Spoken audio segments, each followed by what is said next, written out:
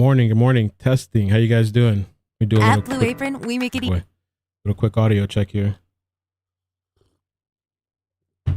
Let's see. Doing good. Good. We got audio.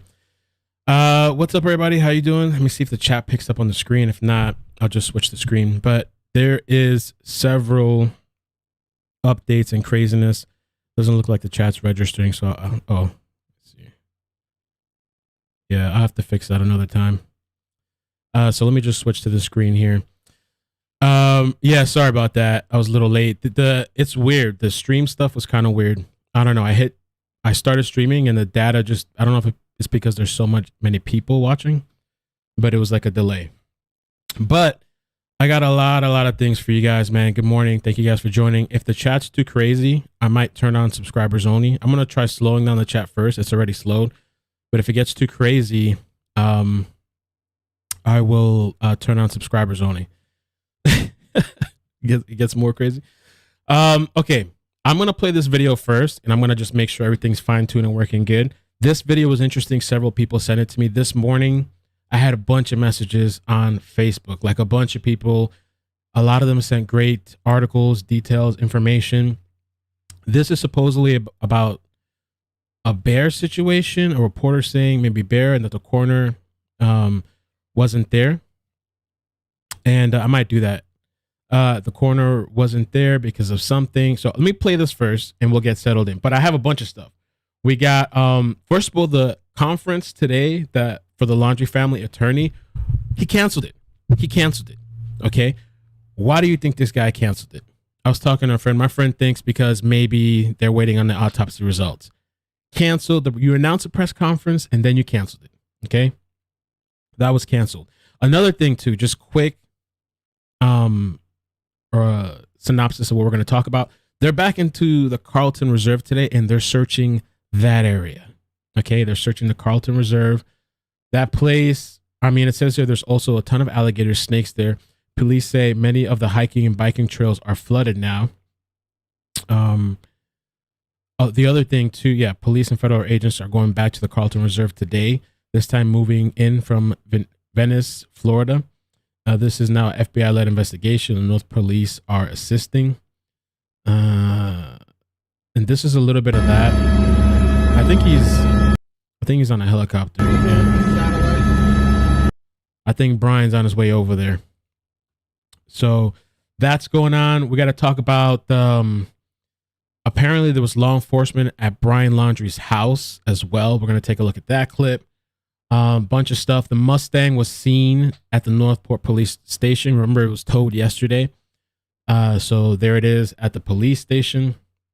We're going to look at John Walsh as well. He did, I think, several interviews. I saw at least 2 interviews. And John Walsh goes off. He has some really interesting things to say. There was this drama yesterday, too, apparently with this TikToker. And we're going to look at his videos. And he responded as well. So some of you guys might have heard that supposedly there was like this situation where they were saying Brian hung himself. And Momo sent me this article this morning. And they say that a rumor has emerged online that Gabby Petito's fiance, Brian Laundrie, has been found hanging in Alabama. There was a lot of Alabama stuff going on yesterday. You guys might have remembered that. And we thought the body and all this kind of stuff. However, the rumors are false. Brian has not been found hanging in a tree in Tillman's Corner, Mobile, Alabama. As reported by CBS 42, police have confirmed that the body found near the Walmart outside Mobile, Alabama, was not Brian Laundrie. So just want to knock out some of the rumors when we can. But we are going to watch his videos because it's interesting. And he responded as well, because I guess people now, they're jumping down on this guy. He's made some response videos. The video that he did got like 2 million views. It's insane. And it says the rumors began with a TikTok user, Bounty by Observation, posted out video on Monday, September 20th, yesterday, in which he claimed that Brian Laundrie had been found hanging in a tree. Breaking news. So we're going to see that soon too.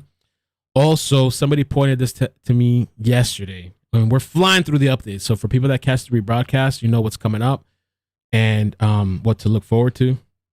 But somebody called, I think they called in or somebody left a comment. The book that Brian was seen reading, remember in the video,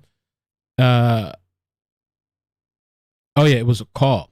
Laundrie, a person of interest in Petito's missing case, is briefly seen in the August 19 video reading a 2014 novel, Annihilation, by Jeff Vandermeer, about 4 women who travel to Area X. 3 of the women die, and the 4th stays in the wilderness. So just a little weird quirk. I remember the person called in and stated that. Now the news is talking about it. We're also going to take a look at this clip. Arches Park Ranger warned Gabby Petito about her being in a relationship with Brian Laundrie. Seemed toxic. She made some comments. I don't know if she did an interview. I think she spoke with Desert News. I believe this is the lady that was standing with Gabby when the police stopped them. And this is what I was talking about. I said it multiple times. I'm just curious to know what the conversation was with that lady the entire time. I know we got the body cam from the guy, but he walked away a couple of times to talk to Brian. He also made the phone call for the hotel. And so I wonder, because I was thinking like maybe Gabby would be more inclined to open up to this lady when the officer walked away, you know, so we're going to talk about that too. But a lot of stuff. This TikToker too found something interesting with the fake Gabby Petito account. We got a lot. And I don't know what this is. Is this Trick Daddy's account? Somebody sent this to me. Trick Daddy live from Brian Laundrie's home. What in the heck is this? We're going to watch a couple minutes of that too. I don't know what's going on, bro. I don't know what's going on. We saw that. This is the video that we're going to watch. Yeah. Oh, and this stuff too. Oh my God. There's so much to cover. Okay. Everybody, man, welcome. If you wouldn't mind hitting like, I'd really appreciate that because it helps the video push it out into the algorithm. I'd appreciate that. And also, let's see. Let me fix the chat a little bit. I'm going to do this for now. Subscribers, see if that helps out because it's really fast. Okay, so this was this morning. Again, take this with a grain of salt until we can confirm. It's right now blowing up and it's like trending, okay? I'm not saying this is the guy, but whoever was on my trail this morning in Baker, Florida, strongly fits the description of Brian Laundrie. Authorities have been contacted, but people in Northwest Florida area be on the lookout. So this, let me see if I can kind of zoom it in for you guys, because I'm kind of blocking it, right? Let me fix that. Let me fix that for you guys. I don't know. You know, I have no idea. Like I said yesterday, all the white ball guys, you guys better be on alert. You better start doing something different. But this is interesting. I don't know. You know, I really don't know. Interesting post. The chat's a little bit more calmer now. You know what I'm saying? You can subscribe for the chat. It's a little bit calmer now. I usually don't do the subscribers thing, but it kind of calms it down a little bit, you know? So let's start off with this. Let's start off with, I wanted to show this video. Morning this hour. Well, this is where they brought those human remains believed to be Gabby Petito. This is where they brought them here yesterday. This the county Everybody in the chat saying not him. Okay. Coroner's office. What's interesting is the coroner's not here. We've come to learn that this is he's back at the campsite where the remains were found. Now, what does that say? Perhaps that he may be looking for more remains at the scene. Otherwise, you'd think he would be inside the office conducting the autopsy and also confirming that this indeed is Gabby Petito. But he's back at the campsite with the coroner's vehicle, according to those that have some insight on that. Now, earlier today, I spoke with a former NCIS forensic specialist who's now a professor at the Utah Valley University. She says the goal of the investigators is to determine if they can tie a suspect to the scene. They're going to be looking for any evidence to be able to tie, if it is in fact a homicide, any evidence that they can look to tie a suspect to that particular area where the remains were found and in connection with Gabby's remains, if those are in fact hers.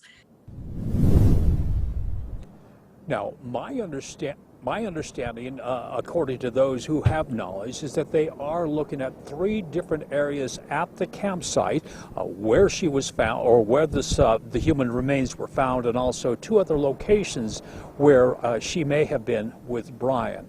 also a journalist who was there in that campsite area before it was sealed off, was able to get in there, have a look-see, and said there's big bear tracks all around that camp. And that's the thing I've heard rumors and people talking about. And thank you to the people. A lot of people send me emails, messages. Thank you guys. There was rumors that, and I heard that there were supposedly bear tracks out there. And so they're claiming supposedly that this guy, which is horrible, you know, but I guess the environment, you know, out there with the wildlife and animals, you know, who knows, maybe the animals did something, you know, because he went back to maybe check for more human remains, which is something that a friend, Michelle, mentioned, that they didn't say body, they said human remains. So Candace, thank you for the super chat, says, is there any official description of what Brian might be wearing or what his backpack looks like? I don't know of he was last seen wearing this type of thing. There's a description of his body, like weight and height and stuff like that. And we've seen a lot of his pictures just everywhere. But as far as like what he was last seen wearing, that I don't know. Upside. Back to you. So I thought that was really interesting. I wanted to play let's see where we're at. And we're going to be following Brian as well for updates. He's on his way out there, so we'll see what happens. Okay, let's take a look at this now. A pair of apparent law enforcement officers visited Lakewood Ranch home of Brian Laundrie's sister, Cassie Laundrie, hours after FBI agents raided her parents' home. So this was from yesterday, but I didn't know about this until today. That was kind of interesting.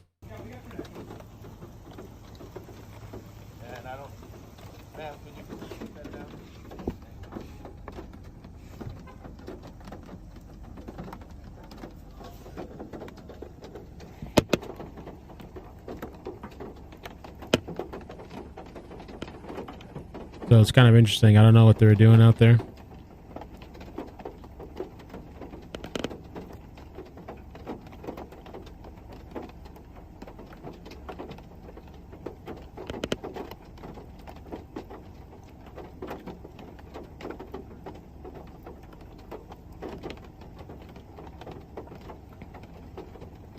Okay.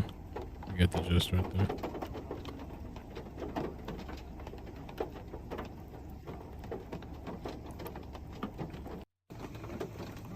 So, moving on from that, and we got the Mustang thing we talked about. Now let's check out John Walsh. I was waiting a little bit to see if we get more people. We're going to check out John Walsh, as well as the supposed reporting, which people in the chat say that's not Brian. Here's also a map that Sally Sleuth sent me. Thanks. Just a little visual of where Northport is and Baker, Florida, like by the Pensacola area, I guess. So I don't know, just weird, interesting, kind of mysterious. Now, John Walsh, let me see if the chat's working yet. There we go. Okay. Let me put this in a smaller screen just in case. But wait, I have two videos from John Walsh. So let's check it out. Advocate John Walsh, yes, host of In Pursuit with John Walsh. Always a pleasure to have you on our program, John. We really do appreciate it and to get your insight and perspective, because Laundrie, yes, he was identified as a person of interest last week. The search warrant, though, wasn't served until yesterday. Now he's disappeared. So what are your thoughts on all that, John?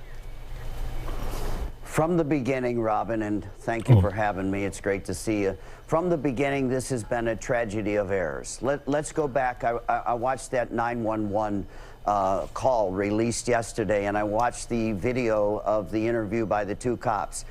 911 operators are overwhelmed, but how that operator didn't get it to those cops, that the people, the wonderful guy that was passing through and saw him beating Gabby and then punching her when they got in the car, how that wasn't relayed to the cops. They did just the opposite.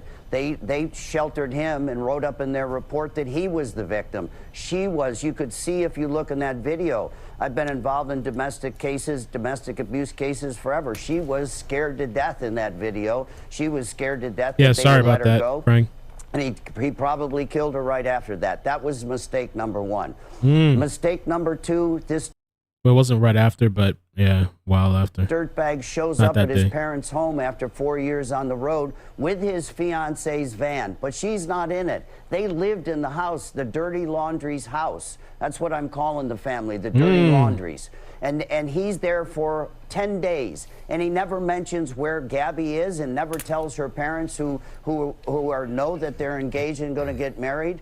And so he's got 10 days to scrub the van. He's got 10 days to throw away anything that's in the house. And then she becomes a missing person. And then he lawyers up to this creep Bertolino, this lawyer. I hope he's had his 15 minutes of Johnny Cochran and O.J. Simpson fame, because he's given these family nothing but bad advice. They lawyered up and they haven't helped the cops one bit. And then on Tuesday, he allegedly takes his car to the swamp to meditate. Why doesn't he go down and help the police and meditate at the police department? So then on Friday they get a call. Oh, by the way, our son, we thought he was going to hurt himself. He went to the preserve to meditate. We went down to find the car. How the hell did they know where the car was in that 50,000 acre swamp? But we put a note in there, Brian, don't hurt yourself. Come back and we'll help you. So we went and retrieved the car, and then they call on Friday. And you know what? They bought him 4 days to run. He's on the run, but I'm going to profile him on my show on Wednesday night, because I know cops don't like to call, people don't like to call cops. They don't like to call the hotline for the FBI. This guy's going to be on Wednesday night, and I'm praying that America gets together and keeps an eye out for him, and we catch this coward. Wow. Wow, he went off. I didn't watch the full clip. I was preparing this morning, but he went off. Yeah, subscribers only is turned on right now because the chat has been crazy. I made a modification to fix it a little bit because the stream has been rated 2 times already. And that's when bots will come in and start spamming it. And the only way I could combat it, I slowed the chat, but even that wasn't enough. And the other day I turned on subscribers only. And even that, I guess the bots started to subscribe. So I was like, whatever, go ahead and subscribe. But I set a limit to chat and stuff. So yeah, it's on subscribers only right now. The chat. It's free. You don't have to pay to subscribe. Let me see the super chat. But yeah, there has to be some sort of control, man, because then it's like the Wild Wild West. And it's still going to be the Wild Wild West. Trolls subscribe too. You know? Pinky Ivy, thank you for the super chat. Thanks for gathering all this information. No problem, yo. Thank you for all the people that reached out this morning. It was a lot of people. And I took the time, I sat down for like an hour and I just started replying and taking links. And there's a bunch of replies back to all those messages too. Thank you, Chris. Appreciate the super chat. Thank you, Gigi. Malika, thank you. Whoa, John Walsh telling facts. He's seen this before. He has that show, I think, Hot Pursuit. I guess he's going to do a show on Wednesday. Here's a little bit of a longer version. We're going to watch this too. And yeah, he doesn't hold back. He just kind of, you know. 8 missing children and about 1,400 throughout his career. The question, listen, he's not officially a fugitive. He's not officially charged, but John Walsh, do you think you might be able to help catch number 27, Brian Laundrie? Well, that's the reason I'm talking to you, Ashley, and it's a pleasure to talk to you. You used to work for me, one of the best reporters I ever had, and wish you well on your new gig. But I've always said, and I've been saying it for days, this is a homicide. This dirtbag is out there. I don't know how he got out of the house with the FBI and local cops watching him day and night. And, you know, this semantic BS about person of interest. In the old days, we used to call it the suspect. Now, there's only one suspect. There were no other persons of interest, no other suspects. How did he get out? How did the FBI and the local cops let the main suspect get away? All I had to do is put a deputy sheriff in the front street, a deputy sheriff in the back street. They wouldn't have had to search a swamp. And what the family is doing to Gabby's family, what Brian's family, the Dirty Laundries, and believe me, they are dirty, when they haven't cooperated. This girl used to live in their house. She was engaged to their son. Their son meandered back from a 4-month trip and parked a Winnebago, her Winnebago, not his, her van, not Winnebago, her van in the driveway for 10 days. So he had 10 days to scrub that. I don't know what the hell the FBI waited so long to get in there, but he had 10 days to clean the house out. He had 10 days to scrub the van. And then finally, the parents went, how could Brian not tell us that he didn't bring her home? How did his parents, how did the dirty laundries not have the guts to tell us? So And that's true.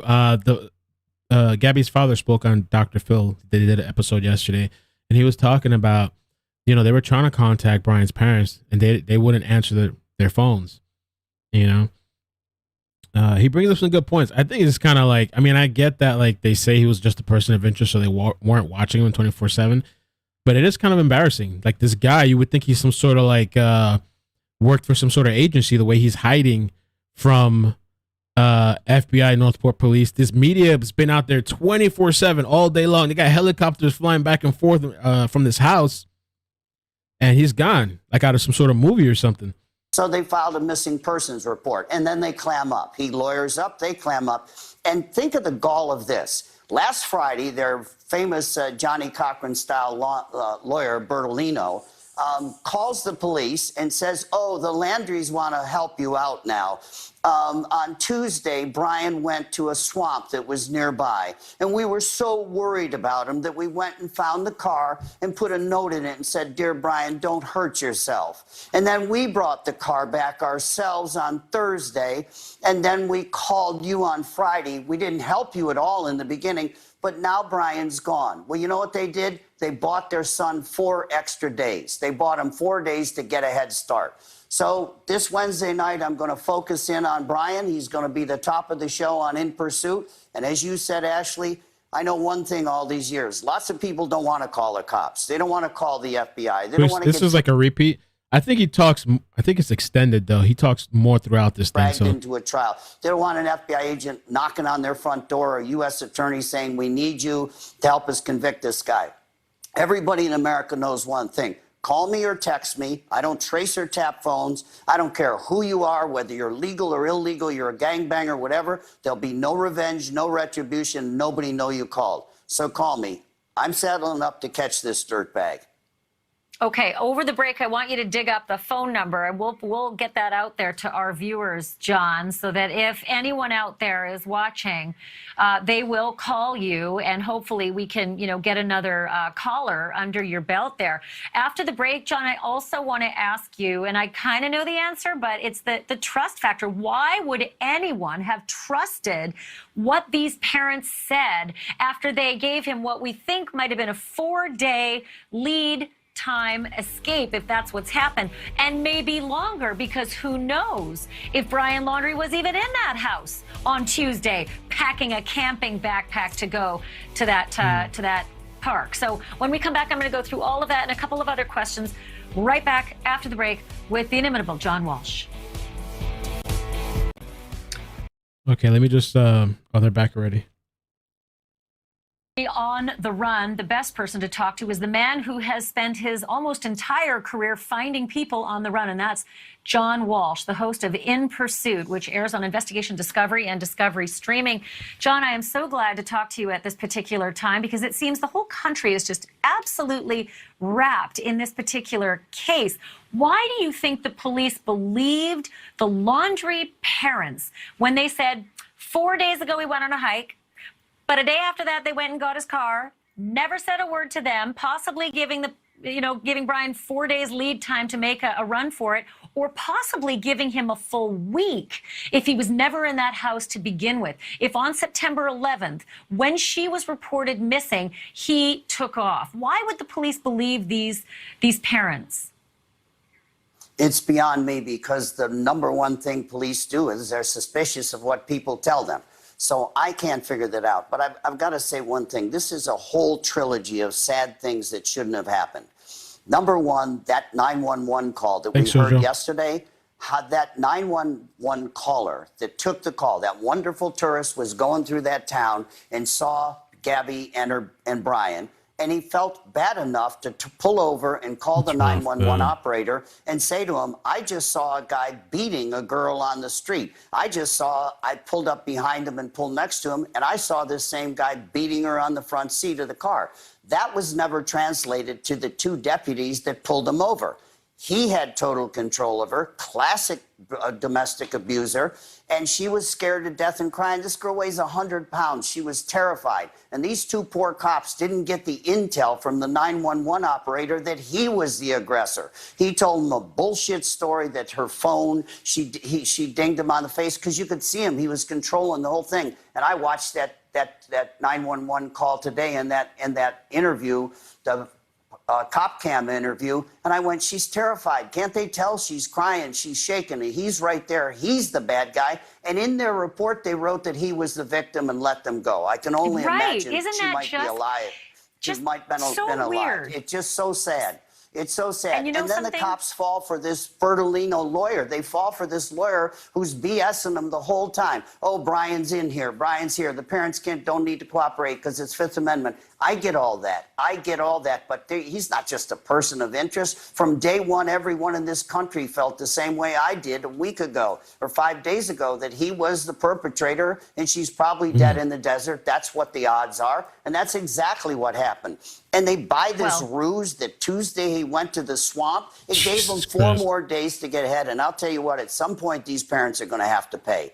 They're going to have to pay for being an accessory for putting him on the run. And they better not help him because, now these days...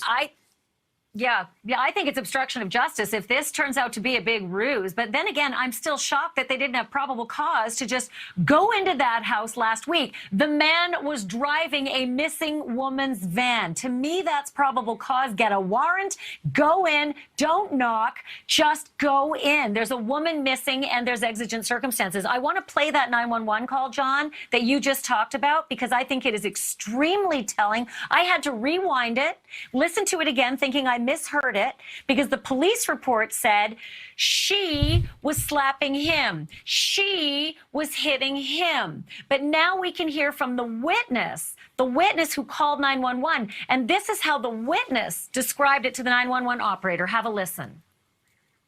We drove by and the gentleman was slapping the girl. He was slapping her? Yes, and then we stopped. They ran up and down the sidewalk. He proceeded to hit her, hopped in the car, and they drove off. Okay, you said it's a white van? White van. I give you the license plate if you give me 1 sec. So that was a complete boondoggle, because clearly he was a dangerous person. And by the way, John, did you hear also that in that material that came from the hard drive, it was determined that the messaging and phone calls between Gabby and her mom, they were growing increasingly panic-stricken, meaning that Gabby was becoming more stressed about her relationship with each and every communication with her mother. That is just so distressing. Well, I'll tell you, it's sad. Now, I don't want to knock 911 operators. They're always busy. They're dealing with life and death every day. But how didn't that be related to those 2 deputy sheriffs that pulled him over? He created the whole scenario that he was the victim. And there she's shaking and crying and scared to death, etc. Like every abuser of women in this country does. They terrify them, and the women don't leave and they wind up dead. Well, that's exactly what happened to Gabby. The real sad thing is that they didn't relay that information, that he was the guy slapping her, that he punched her when she got in the car. She was the one in danger. And I'll tell you what, there's been so many red herrings by this guy. Texting on her phone that they can't get any service in Yosemite. That's the first tip that it's a red herring, that she's not with the guy. And then he started sending texts, I need to talk to Grandpa, a name that he never used before. He didn't know the nickname of her grandfather. So right away, but I'll say this, Ashley, I don't think there's a judge in this country, if I went to him and said, here's a guy that's been holed up in his house without his fiancée after a 4-month trip for a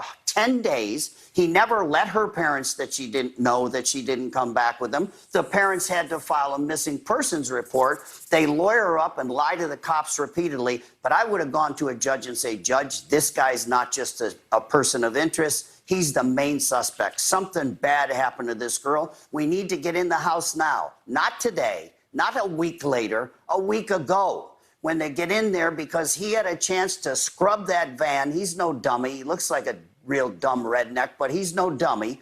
He scrubbed that van and he cleaned that house out. Yo, so he's they going didn't get in. much today. And I don't know why they didn't go to a judge, because I don't think there's a judge that would have turned him down. I think a judge went, you know what? Search the van and get in that house. So Yeah, it's, no, I'll it's tell the you what, whole I'm gonna thing put has up been that. a whole thing's been a nightmare. Just a calamity. But we're going to go to break. But I do want to say, put up on the screen, if you will, the message. I'm going to ask the control room just before we go to break. It was the message that the parents got on August 27th saying, "Can you help Stan? I just keep getting his voicemails and missed calls." And when you see that, Stan is her grandfather, and her mother says she never would have called her grandfather by his name, Stan. So she believes that was a lie. I don't know if we have that message that her parents marked in the. It came out in the affidavit today that message, that text just was not something that her parents believed for a minute was hers, August 27th. So it gives us a bit of a time frame. John, we're going to work on that little piece of digital information that is getting stuck in our gremlins. But in the meantime, after the break, I want to ask you about a huge development today. And that was one of our correspondents out at the Grand Teton Park entrance saw the coroner van come back and spend the whole day back at the scene where they had already recovered the remains. I'm going to ask you what your thoughts are about that, what it might mean for the investigation. And we just we covered that at the beginning of the stream. We're just flying through details so people can watch the rebroadcast and not have too much downtime. Really quick, let me just read the super chats and then we'll continue. And there's a bunch of other stuff I got to show you. And towards the end, too, we're going to take a look because they're back in Carlton Park. They're searching again for this guy in the swamps, which is crazy. The conditions out there are pretty crazy. Malika, thank you for the super chat. Says, whoa, John Walsh telling facts. He's seen this before. He's going harder than Nancy Grace, I think. He did. Lori Knutston, thank you for the super chat. Love it. Vivian, thank you for the super chat. Appreciate it. Giant Lifestyle says, does anyone think Brian has fled Florida? I bet he's much farther than anyone thinks, Mexico or something like that. I've heard of all kinds of theories and all kinds of sightings. Yesterday, they said it was Alabama, but I don't know that to be really what it is. Today, they said Baker, Florida. We covered that at the beginning. The alleged. We don't know. And since we have so many people in here right now,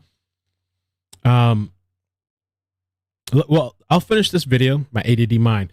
I'll finish this video, and then I'll show you the Facebook post from this morning that somebody's posting that's going viral. Everything's going viral, all right? And we're going to talk about this TikTok guy as well. He's responded because he heard from somebody that Brian Laundrie hung himself, and then it turned out to be not true.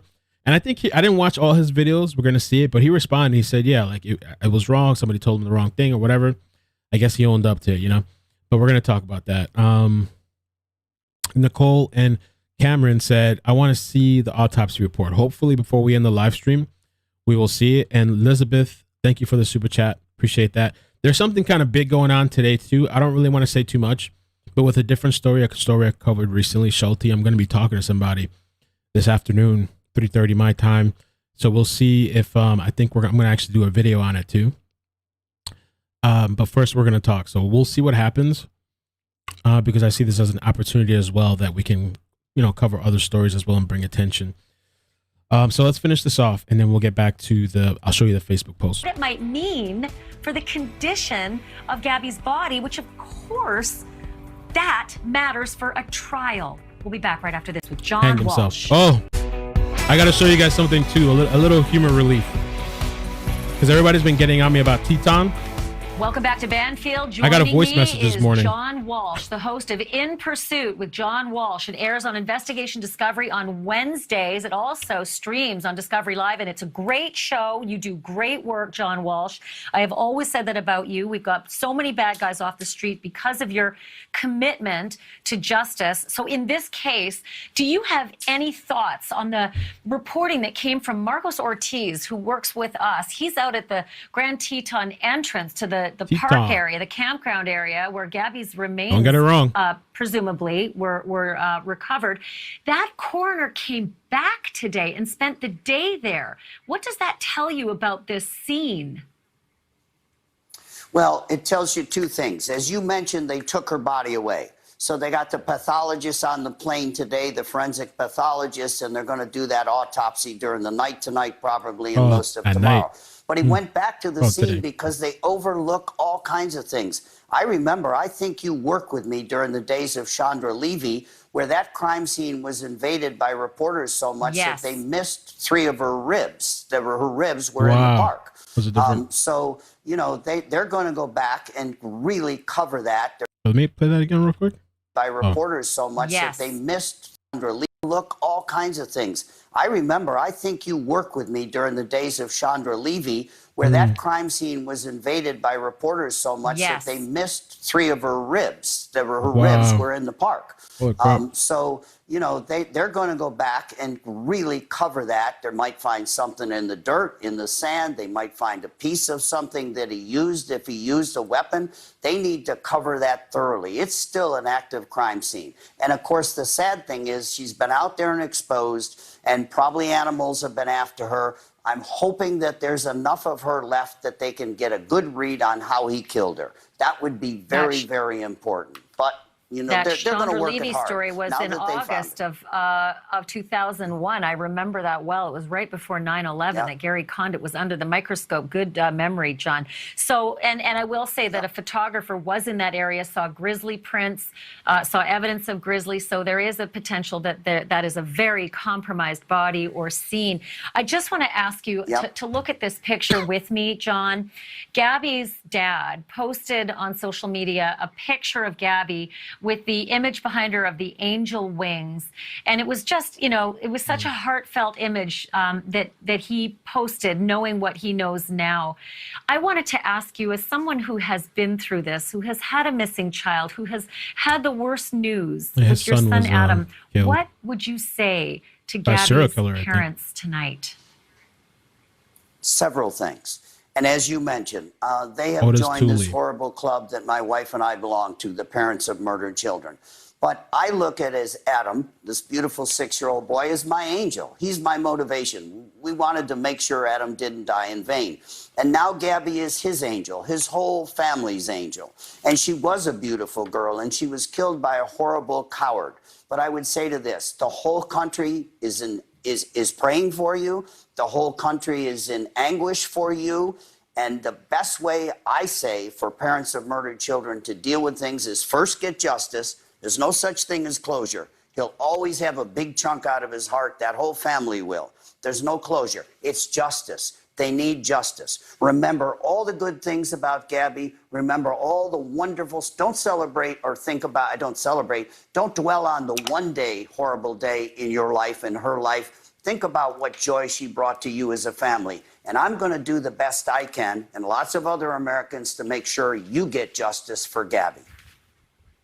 John, let's put up your number so that if anyone's watching right now, they can call your number as well. It's right there, 1-833-378-7783. As John said, the callers can remain anonymous. I'm going to repeat it, 1-833-378-7783. John, you do the Lord's work. Thank you, sir, for being on tonight. And I hope we can talk again and certainly continue to cover this case together. Thank you, John Walsh. Thanks for having me, and let's pray I catch.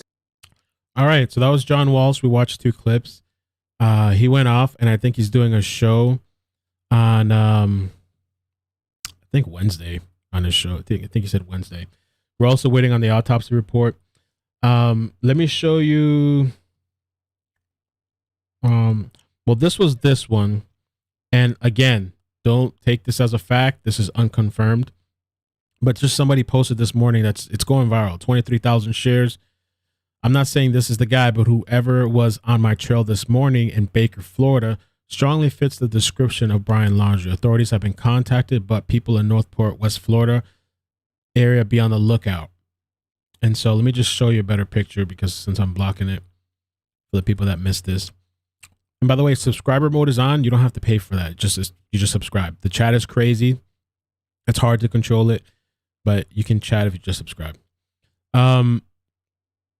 So this is the image that this guy posted, and a lot of people in the chat earlier said it doesn't look like him. If you need a link to this, just email me. I can't just email me and I'll send you the link to the post. So if you want the picture for yourself, maybe people that do the photo analysis and all that and break things down, you guys can, check it out yourself. Somebody will maybe do a video on it later. But that's that, which to me, it kind of doesn't look like him here. I don't know. Like his face just, I don't know. But I don't know. You don't say. No. So we covered the Northport police at Brian Laundrie's sister home. They were there yesterday. This was the truck at the Northport police. This was today, I believe they posted this. We watched John Walsh. Now, I think let's get into the whole TikTok situation. Okay. So there was this guy on TikTok yesterday, and he's the one. There's an article, and thank you, Momo, for sending me this. Brian Laundrie was found dead in Alabama. First of all, the body wasn't him yesterday. They confirmed that. And I just want to say this too while a lot of people are here. Things are going to pop up, and so if we can, cross things out and move on to the next thing, we can do that. However, the rumors are false. Brian has not been found hanging in a tree in Tillman's Corner, Mobile. As reported by CBS 42, police have confirmed that the body near the Walmart outside Mobile, Alabama was not Brian Laundrie. And they asked, where did the fake rumors emerge? And so they put this guy's TikTok, bounty by observation. So I wanted to play, hopefully it doesn't have music in the background. A man was found, let's just play it. Let's just play it, just straight from the source. What do you want me to do?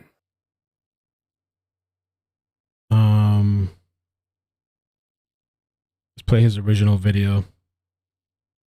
Oh, did he delete it? Oh, shoot. Oh, here it is. Breaking news. They just found Brian Laundrie hanging in a tree. He hung himself.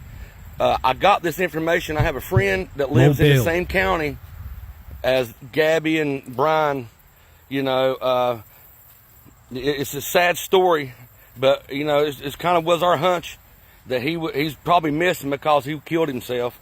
And from what I'm hearing right now, they found him hanging in a tree. He hung himself. Breaking news. They just found Brian Laundrie. So this was the clip from yesterday, 30 seconds long. It went viral, 2 million views. Everybody was going crazy. And by the way, I just saw somebody said Baker, Florida. Yeah, Baker, Florida's supposed reporting. And for the people that don't know the area, which I don't even know either, real quick, this is the map. That's Northport. That's Baker. Just so you can get like a visual of the map. That's supposedly, I don't know. Now, this guy, I believe he's responded in a couple of videos since. No, I think it is true. They found a note. You can look up online now and see a few hours ago that they found a note that he had left. And his mom and dad's house is now a crime scene. Right? That note probably led them to them. And for some odd reason, the news is not telling it. But that's the rumor going around in the community that they live in. All right? And I'm just telling what I've heard. I've got a friend that lives down that way. Right? We've been talking about it. I do live streams on YouTube. We've all been up there talking about these things. Right? So. He's on YouTube as well, I guess. I'll do a live stream today. Y'all can come and to my live stream there and say that I made this up. But watch it come true and all these comments that everybody's calling me whatever you're going to call me, a liar or whatever. Wait to see how these messages age after a while.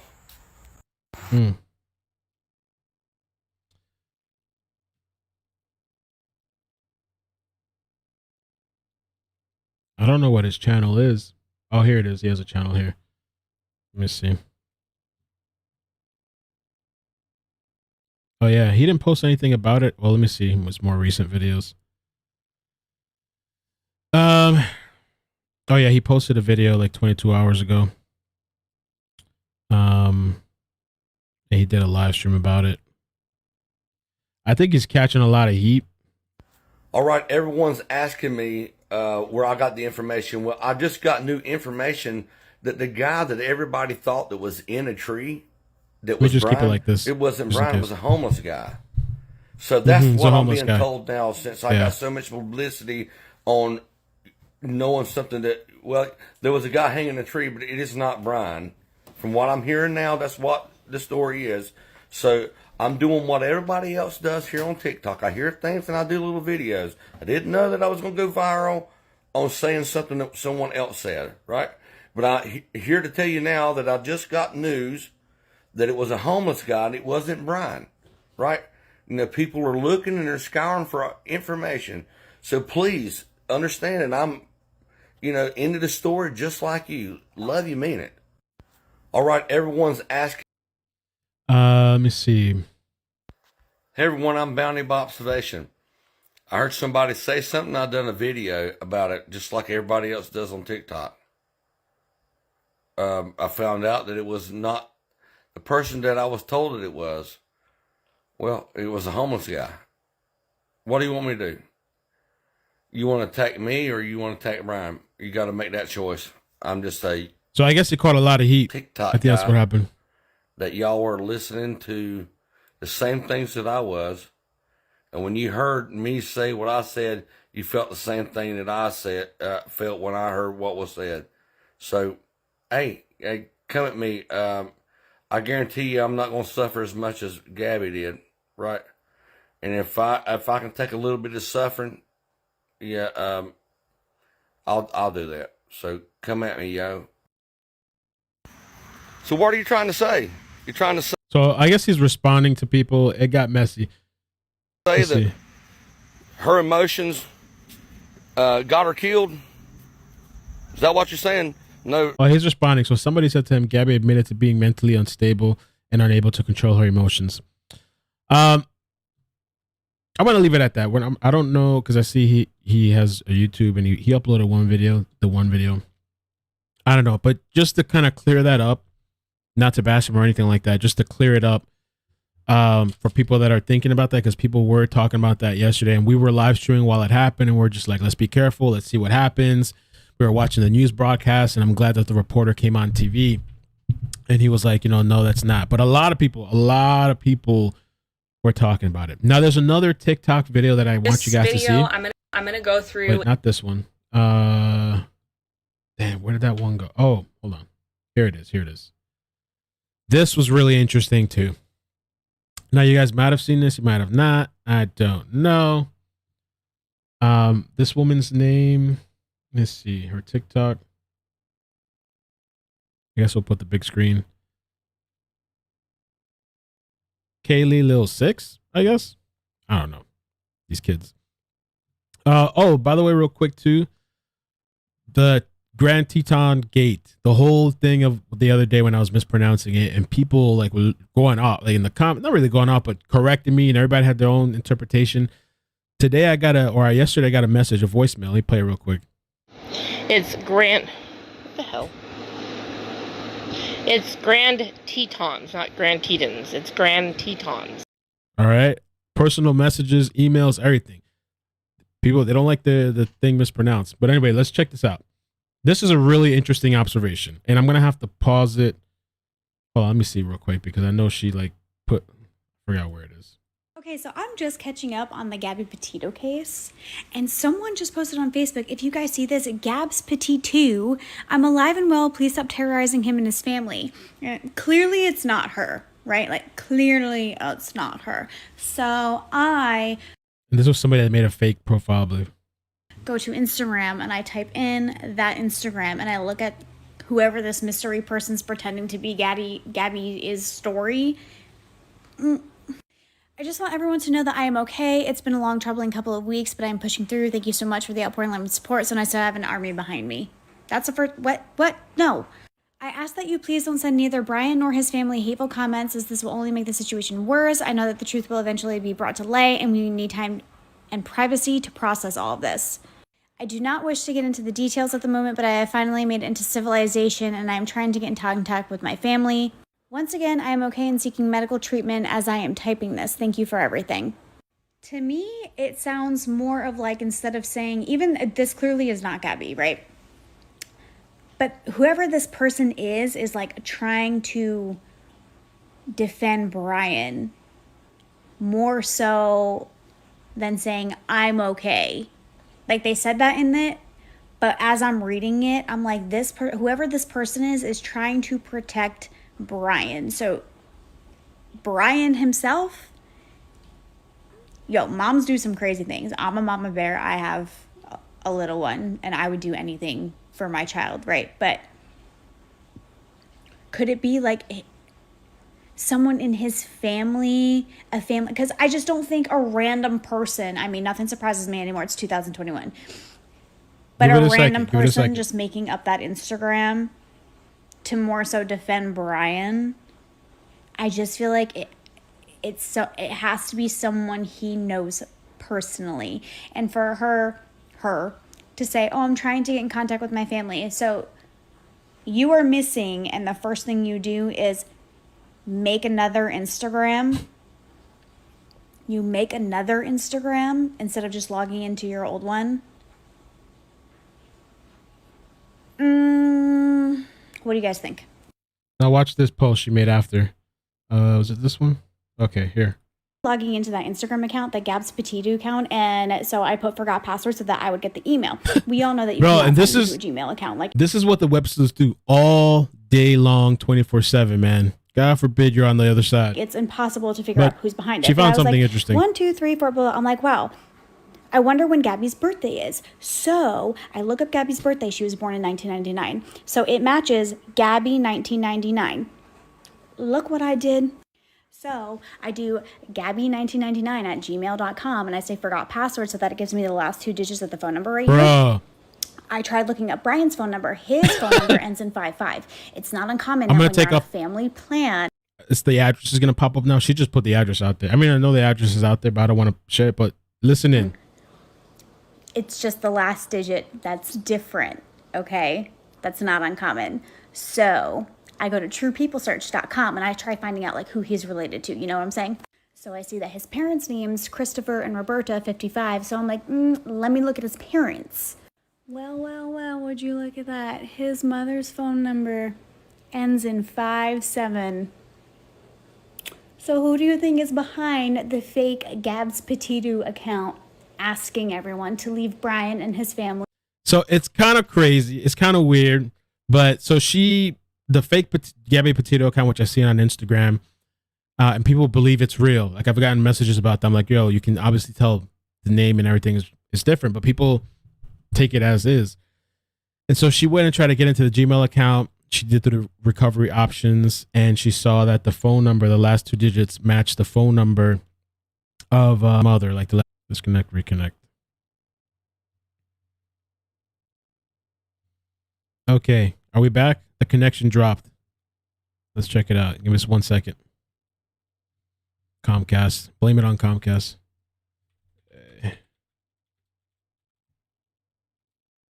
All right, you guys here? We good? Yo, the chat's going crazy. Okay, so we're almost towards the end of the stream, I guess. But a couple of things I wanted to show you. And I also wanted to show you guys, well, there's actually a couple more things. We'll see. If it cuts, it cuts. But let's get some of the more important things. We're back. Good. You're getting a better idea of what happened between Gabby Petito and Brian Laundrie in Utah just days before she presumably died in Wyoming. News specialist Garna Mejia is... We lost like 5,000 people. Following the newest developments from Wyoming. 6,000 7,000. Yeah, you guys, good evening. Well, we've been experiencing just a really quiet, somber mood here as everyone processes yesterday's tragic discovery. There's new details coming out of southern Utah that could give the family some answers to what exactly happened. I was distracting him from driving. I'm sorry. This police body cam surfaced last week in the middle of the nationwide search for Gabrielle Petito. The August 12th incident depicts a tearful Petito in southern Utah. I don't know. We've just been fighting all morning, and he wouldn't let me in the car before. Police were tipped off by a 911 caller of a possible domestic violence situation between Petito and her boyfriend, Brian Laundrie. After speaking with the couple, Moab police shifted the fault to Petito. It sounds to me like she is the primary aggressor. But KSL has obtained the audio recording of the actual 911 call. It sheds new light on the incident and what may have happened before police were called. What were they doing? We drove by and the gentleman was slapping the girl. He was slapping her? Yes, and then we stopped. They ran up and down the sidewalk. He proceeded to hit her, hopped in the car, and they drove off. Officers eventually decided on separating the couple for the night in order to avoid charging Petito. That's what the witness is saying. The witness says, I never saw him hit her. I saw him shove it her, actually but I couldn't dropped tell her. if it was an aggression against her or a defense against her. All questions that remain to be answered as detectives work to piece together the scene of Sunday's tragic discovery and what exactly happened between the couple from the time they left Moab to their arrival in Wyoming. Okay. Now, tonight, FBI tells us that they are still processing that area where those human remains were found. An autopsy is scheduled for tomorrow for that official. So let me read you this article. The connection's acting wonky. It's stabilized again. But so let me try to speed through some of the things so we can get everything in. So this article here, okay, here's what it says. Blah, blah, blah, blah. On August 12th, the visitor and resource protection supervisor at Arches National Park heard a call come over her radio of a possible domestic assault stemming from an argument in Moab between Petito and her fiance, Brian Laundrie. Holes arrived to find the couple pulled over by Moab police officer inside the park. Knowing that a domestic violence situation, the female usually feels more comfortable talking with another female. She focused on Petito, who at that point was sitting in the back of a police cruiser. I can still hear her voice, Hull said in an exclusive interview with the Desert News. If anybody has that, is there, like, I don't know if there was a video or it's just an article. She wasn't just a face on the milk carton. She was real to me. Hull's pictures the sobbing 22-year-old sitting in the back of a cruiser. She knows her mannerisms just from the roughly hour and a half interaction.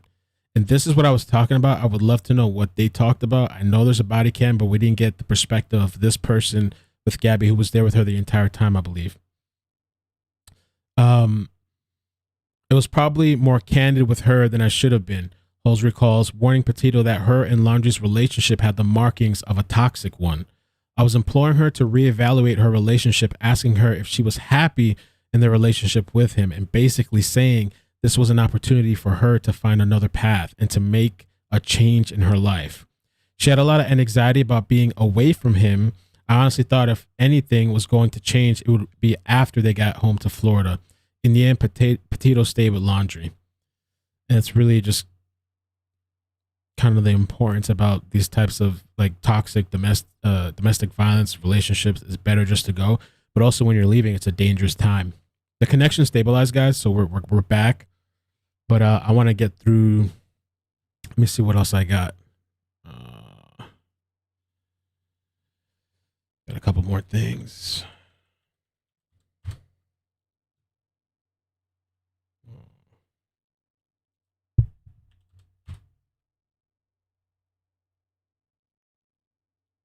don't know what's going on here. Okay, let me do the super chats real quick and then we'll go to the next. Oh, I have another thing we can watch while I fix some of these things in the background. Let's see, what did I miss? Lakeside, thank you so much for the super chat. C Prost, thank you for the super chat. Thank you for coming back, Lakeside, as well. Gerald, thank you for the super chat. Buy you a soda or something. You deserve it. Thanks, man. Appreciate it. P.S. Uraeus. Same backpack. Thank you for the super chat. Great job, Mel Momo. Thank you, Momo. Daniel Cook, thank you for the, I don't know what GBP is. Something. Evelyn Blackmore, as a mother of a child murdered at 17 years old. Wow. John is speaking straight facts. You will never get over it. Love you, iCkEdMeL, and be safe out there. Thank you, Evelyn. Allison Chains, thank you for the super chat. Nicole Cameron, thank you for the super chat again. I guess it aged out because it wasn't true. Or talking about the guy with TikTok. Rochelle, thank you for the super chat. Appreciate that. Nicole and Carmen, well, if the FBI computer analysis can pull the IP address on who made the account, they should be able to. That document, I posted the search warrant last night. I read it. It was a long read. There was a couple of things on there, like the last text message from Gabby's phone to Gabby's mother, which was bizarre. Also, the license plate reader tracked the van coming back to Florida September 1st. I think it was like at 10:30 something in the morning. So that confirms the vehicle. I don't know who was driving it. I don't know if it was him or somebody else, but the vehicle at least, which obviously, it's here. Now it's impounded. Burley Burge, thank you for the super chat. Appreciate you. Thank you. The Lioness says none of the videos are necessary. They really should take a break. God bless Gabby and her family. Contact the authorities with the info, not social media. Thank you, The Lioness. Appreciate that. Okay. I don't know that I think this is kind of silly, this Trick Daddy thing. I don't know why that was there. Somebody sent me this and we're listening for a little bit. Forensic science experts weigh in on Gabby Petito case. We'll listen for a little bit. Supposedly this was good. Let's see. An experienced death investigator, Joseph Scott, is that what you call yourself? Yeah, in a former life. Now I'm a professor of forensic science at Jacksonville State University in Jacksonville, Alabama. Tell me how many deaths you've investigated over the course of your career. Rough estimate, and this is not just homicides, this is all deaths, roughly 10,000. I was a senior investigator with the medical examiner's office in Atlanta, and prior to that, I was with the coroner in New Orleans. Wow, 10,000. Okay, so yeah, you definitely know what you're talking about when it comes to this issue. And let's talk about Gabby Petito. Her body was discovered Sunday, Grand Teton National Park. Right. Let's say you're called to the scene. What are the first things you do once you find that body? Well, obviously, the first thing that you have to do is lock it down, secure that scene, which, in their press releases, that's what they've talked about. The FBI specifically has talked about keeping everybody away. Don't come anywhere near this area. Don't interfere with law enforcement. Because, Nate, you have to consider this wilderness area out there. And from what I understand, I heard a reporter this morning talking about with a drone view, they had noted that you could actually see her body. Oh, and I heard so about what that tells me is that she was not buried. She was actually just kind of left on top of the ground. How horrible is that? And so you can have evidence that's scattered everywhere. Let's keep in mind that, the last time she was seen, or the last time that van was seen, I think, correct my math if I'm wrong, I think it was like the 27th of August by the vloggers that were driving down that road. And they made note of the van at that particular time. Well, no one's seen hide and hair of her since that period of time. And that's just a rough estimate. If she's been down that long, we're talking roughly 20 days. And rugged terrain, and not to mention environmental conditions, are very, very hostile out there. It got super hot for a little while, and then the temps dropped. So that's going to dictate the status of the body and what happens to the body during that period of time. Are they going to be able to determine how long she actually has been dead? Yeah, and that's going to be heavily dependent upon them going back and looking at weather reports and trying to correlate that with any kind of changes. My understanding, I was talking to somebody yesterday, I think it was, they were saying that if I'm not mistaken, they were expecting a snowfall to be occurring, not to, and I know that you're from roughly that area. That's not beyond comprehension that could happen. But for those of us that live in other areas, it's such extreme because it can be boiling hot and then the temps will drop. They've had a lot of rain. Now you're looking at frozen temps because, once her body is removed from the scene, which it was yesterday, that doesn't end relative to what's going on at the scene. They're still going to go back out and look. I'm going to let this play for like a minute more, but then I think I'm going to move us over to the Carlton Reserve search. WFLA is live So we can see some of that as well. By the way, thank you, Jose, Danielle, Tanika, and Cynthia for the Cash App, and Lanicia as well. This is from the other day. Some of them from Friday, Sunday. I forgot to say them, and Thursday. Thank you. For any kind of fragmented evidence that might be out there, something that, you know, might back to her body. To me, Nate, and they're saying, well, you know, they recovered her body yesterday. Why are they not doing the autopsy today? And that's crucial here, because this little area, and it's an absolutely beautiful area, but let's face it, they don't get this kind of high profile case every single day. So what they're doing is they're having to marshal all of the resources that they can. This is what I expect. More than likely, her body is at least partially skeletonized. They will not only have a forensic pathologist, probably the best one they have in the state of Wyoming. They're probably going to have a forensic anthropologist. The connection is being jacked up right now. We'll see. If it keeps acting up, I think it's going to reset one more time. If the connection keeps acting up, maybe we'll call it for now. Go straight to the live. Okay. Let's see. That's Comcast, man. That's Comcast service.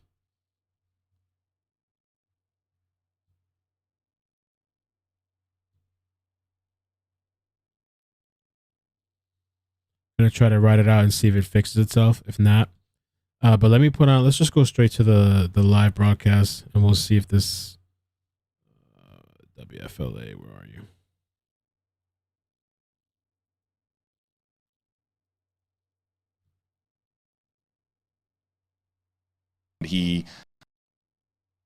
I also want to get it to where this guy was talking. I don't know what he was saying. That is related, because on YouTube.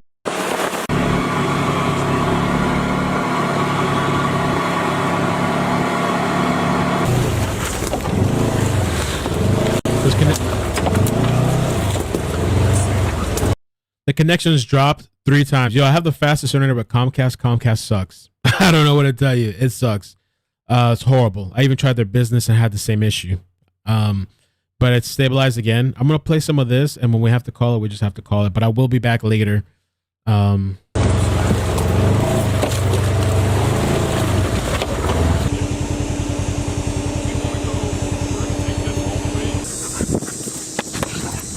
Search for Brian.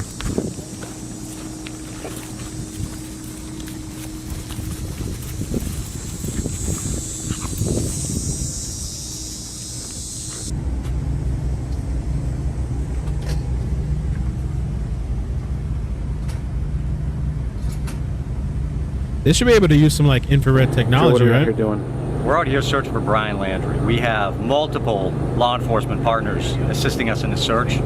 The contingent that they've sent us to assist with is ATVs, UTVs. We have multiple drone operators that have been sent out in numerous teams.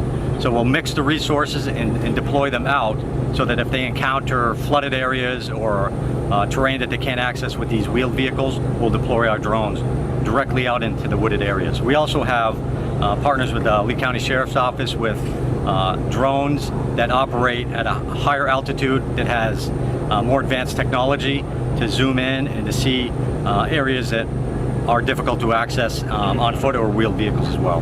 What's the terrain like? Terrain's very difficult. Essentially 75% of it's underwater, and other areas that are dry we're trying to clear. So we're expecting to get wet by the end of the day and check the entire area for Brian Laundrie. All right, so that's via YouTube here. We're going to play that back here soon here for you folks here, everybody. Well, let me go live now. Get to their live video. We're going through frame by frame by frame on all of the archived Yellowstone video to see if they could spot the van. Yep. I mean, you know how much time that would take for a news agency? But here you have an army of people that could come out and just do that on their free time. And if somebody spots it, go to the time frame, go to the mark of 45 minutes, 20 seconds, and there it is. And all of a sudden, yeah, there's video, there's cameras out there supposedly, and people have, somebody sent me the link. I don't remember where it was at, but the internet has been scouring through video footage to see if they find anything. And that's something definitely that the internet can be useful with, having multiple people searching different areas of video. Platforms, and of course, Facebook, Twitter, YouTube, they function differently in how we engage with our audiences. So we're going to go live till 2 o'clock Eastern time. And if there's any new developments, of course, we'll stay here with you live. We're going to try to do a focused #HeyJB, #HeyJosh Q&A here, and talk about some of the questions that are coming in here. And let's get to Kimberly L. Gomes, #HeyJB, #HeyJosh on YouTube. What is the protocol if they find him? Appreciate you guys joining from the Netherlands, just another country here that you can add to the map of viewers around the globe that are watching here on WFLA Now, and people that want information on this story as to where Brian Laundrie is. I will tell you this. Okay, listen, this new piece of information that just came in changes things a little bit with what I'm about to say, but they say this is an FBI-led criminal investigation. Northport Police are assisting.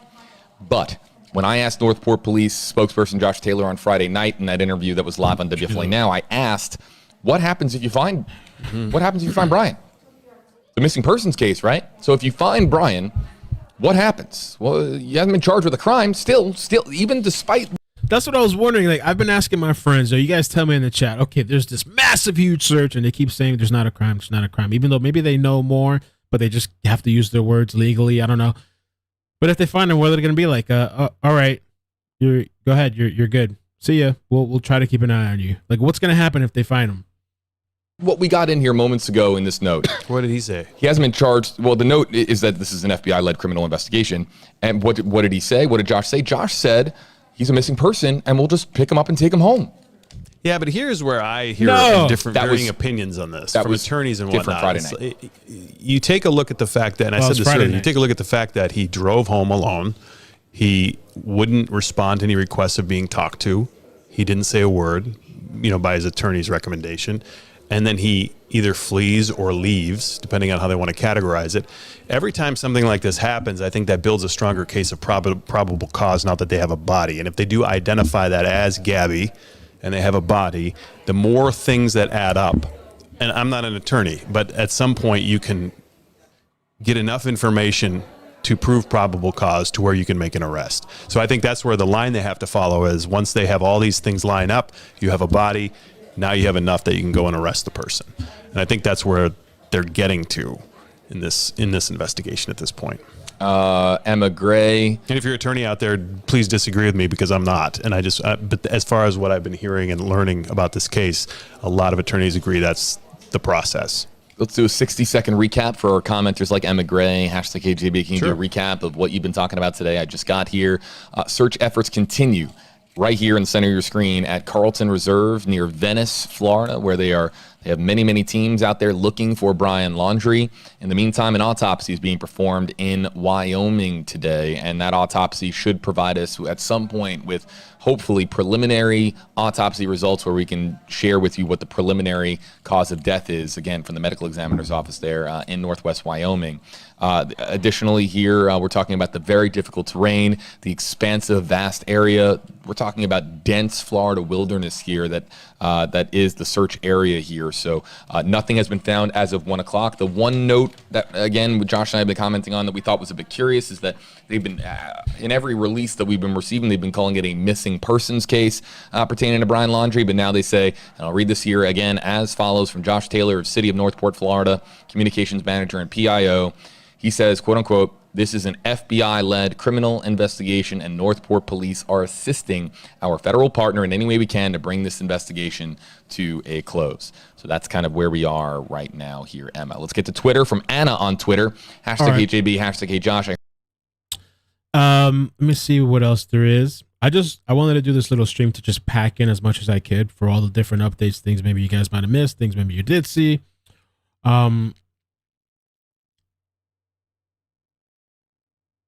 This is, let me see, is this new here? What was this posted? I think somebody sent me something new. Posted an hour ago. Details of Gabby Petito's Utah fight with fiance Brian Laundrie revealed in witness statement to police. I think the male took the female's phone, the witness reported.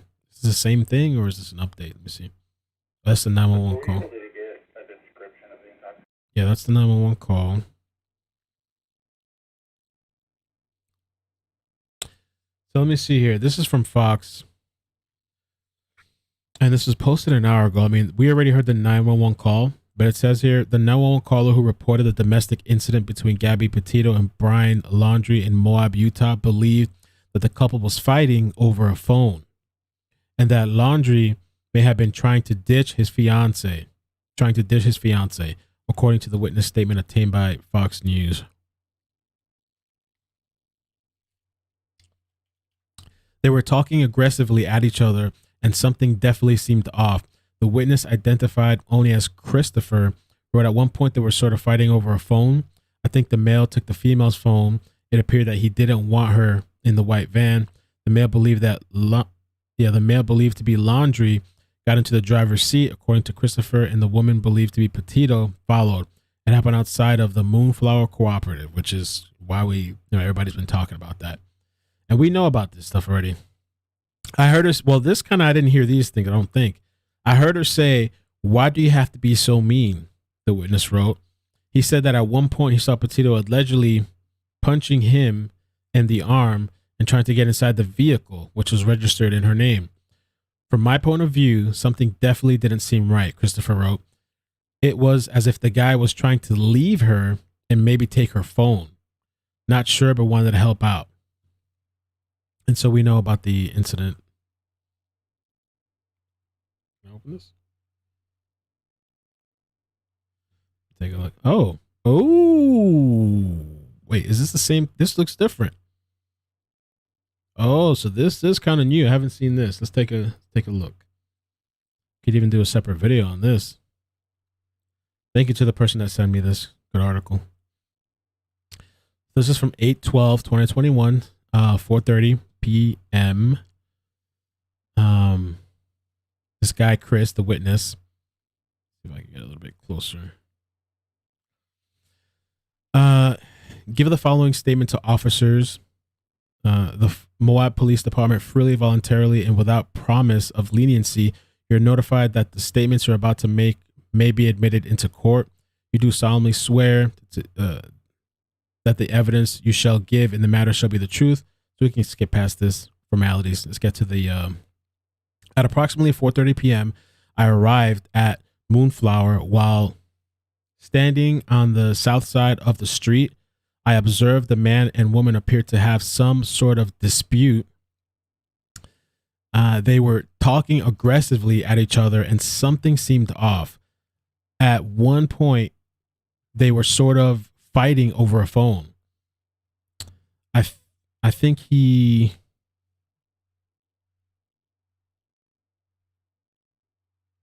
I don't know what he said there. I think he might have or may have took the female's phone.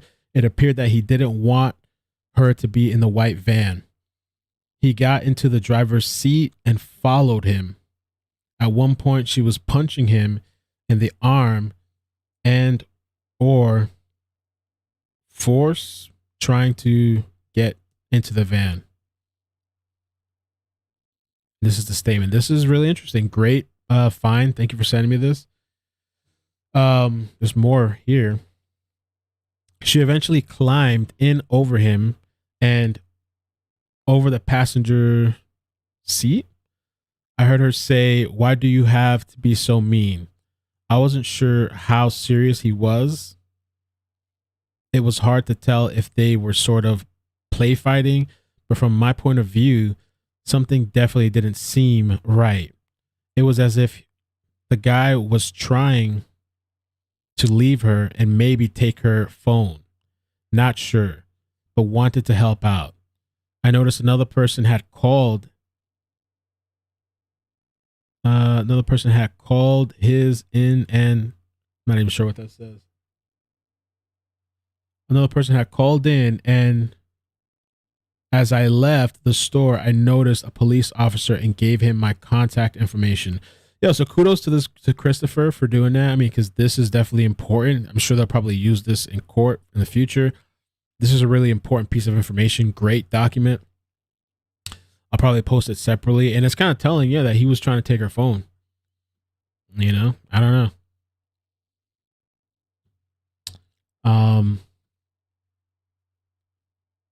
And I think we're done with this. Oh, there's one final thing I wanted to show you guys.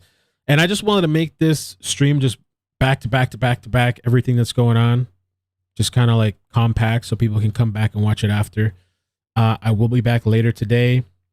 And I am going to be talking to somebody with regards to Schulte at 3:30 p.m. Eastern. I'm not on live or anything like that, but I believe we're going to do a video. And so we can get some attention on that. Let me show you. What did I want to show you guys? Oh, Brian. Let's see what's going on. Brian, real quick. We're waiting for the autopsy today. And let's watch this again real quick. And they also canceled the 1 p.m. The laundry lawyer canceled the conference. To assist with the search for Brian Laundrie. We have multiple law enforcement partners assisting us in the search. The contingent that they've sent us to assist with is ATVs, UTVs. We have multiple drone operators that have been. Gotta fix this. Let's do left screen.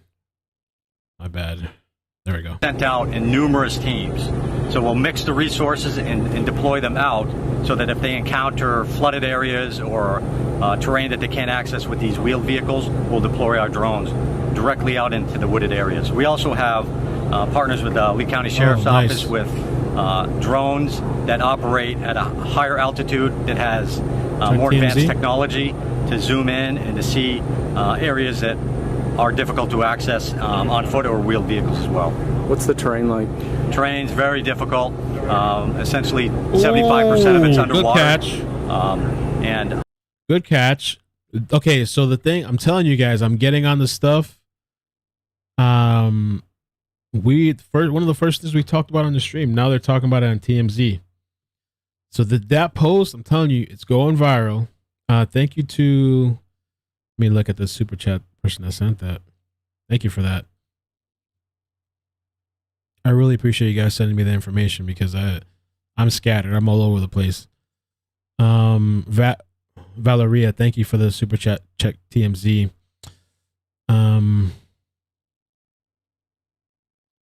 Thank you, Tracy. Appreciate that. Lewis, what's up? Thank you. Paula, thank you for the super chat. Mercy for USA. As a mother whose daughter died 2 years after assault, raped by 9 men. Jesus Christ. Sorry to hear that. Condolences.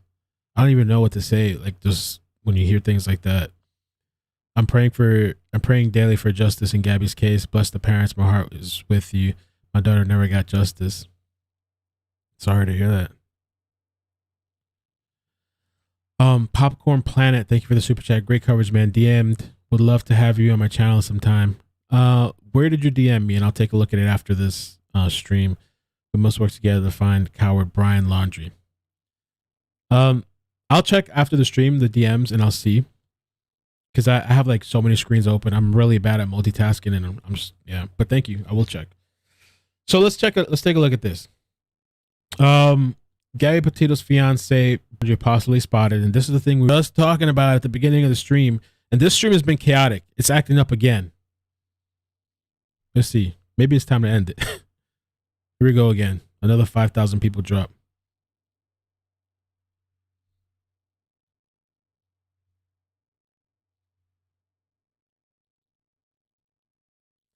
Give it a second to fix itself if it can.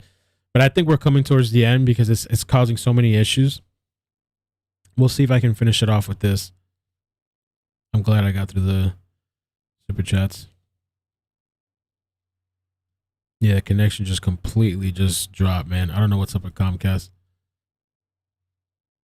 0.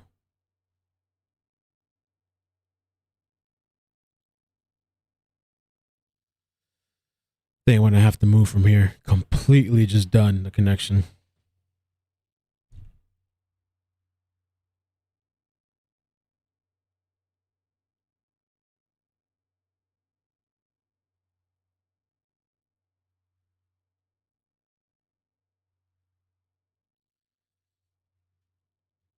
I think the connection is done.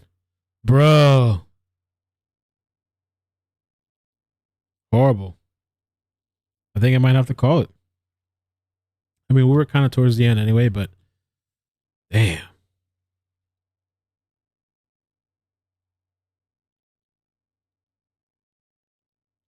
Horrible, bro.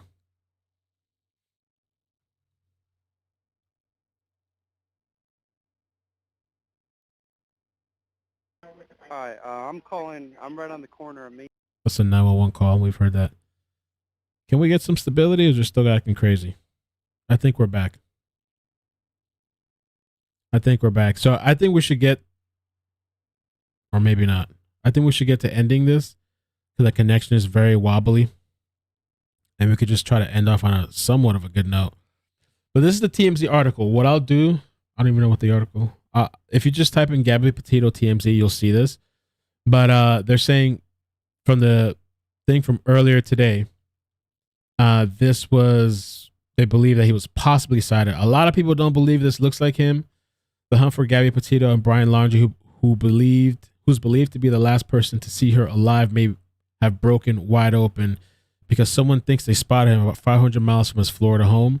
Sam Bass, a man fitting Brian's description was seen on his trail camera. Oh, it was a camera he had set up in the wilderness. That's interesting. Okay, I thought he just physically took a picture of this guy. It's a camera he had set up out there. You can't even get away from cameras in the woods. They got cameras out there too. He said he's alerted the authorities.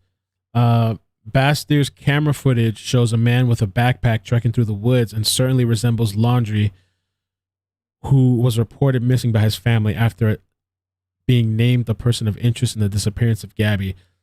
Folks here were quick to point out that Baker is 450 to 500 miles away from Laundrie's home in Northport, which would be quite a journey on foot over 4 days. But the Okaloosa, that's not how it's said, how dare you? County Sheriff's Office has confirmed it's actively looking into the footage, but there's no confirmation yet. Yo, it's interesting, man. I don't know. I guess we'll see. Because I don't know that Brian's really in that park. He could have just thrown, and I feel like his parents have been helping him out too, but he could have thrown everybody for a loop and been in a completely different park. Let me show you the close-up image of it again. That's something that's going to be throughout the news again. And we're going to call the stream because this thing is nuts for now. But I will be back later, man. Please subscribe and like. Comcast is horrible, horrible, horrible. The people that have been on the channel for a long time, you guys know I got to move to a different area because I don't have any other options. I have the fastest Comcast and it sucks. And I also signed up for business. Oh, sorry, that's the map from Baker, Florida to Northport. I also signed up for business. I was going to pay twice the amount monthly. The business sucks too. It's the same line. Comcast is a scam. They want to charge you for your business and it's the same damn line. So it's all a hoax. Let me show you the picture of this guy. I don't even want to get started on Comcast because I get so pissed off when I talk about them. Oh, here's the image. So here's the image. You know, I don't know, man. I really don't know. But that's the image, man. Thank you guys so much for joining me. I'll let you guys know what happens with the Schulte story, man. I'm going to talk to somebody. And like I said earlier, man, every white male that's balding, man, you might want to, it's time to change it up, bro. Everybody's hunting for this guy, Brian. Everybody, even out in the middle of the woods. They got cameras set up in the woods. So, but man, I hope they get justice. I hope I don't know. And the autopsy is coming later too. So we'll see. I'll put a little quick video on that later once it's out. But yeah, man, thank you guys so much for coming through. I really appreciate it. Thank you for everybody that contacted me.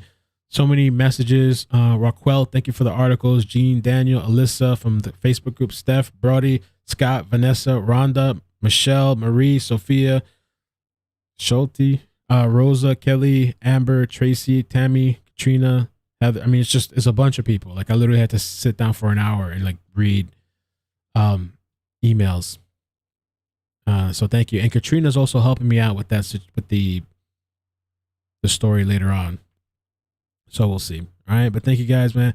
Be safe and we'll be back later. Take care. Would a VPN help with the throttle? I have a VPN and it's disabled right now. And I don't I haven't noticed that it helps out. I've had Comcast come out multiple times. There's actual line issues. Like, they've changed out all the cords here. They've changed out the modems. They've gone up to the tree I don't know how many times. There's an issue down the line somewhere, and maybe to the central, they call it a node. There's some issue, somebody messing with something. I don't know if somebody's stealing internet or somebody's messing with something, but it's just horrible. And I can't get Verizon over here. But yeah, man, thank you.